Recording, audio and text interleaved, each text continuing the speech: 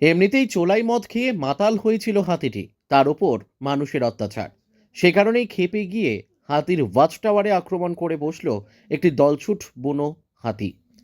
আতঙ্কে বহু মানুষ ওয়াচ টাওয়ার থেকেই ঝাঁপ দিয়ে প্রাণ বাঁচানোর চেষ্টা করে। শনিবার বিকেল 3টে নাগাদ বেইতগুড়ির কাছে এমনই ভয়ঙ্কর ঘটনার হাত থেকে অল্পের জন্য প্রাণে রক্ষা পেল বহু মানুষ। তবে হাড়হিম করা ঘটনার জন্য উৎসুক জনতার ওপরই দায়ভার চাপিয়েছে পরিবেশ প্রেমীরা।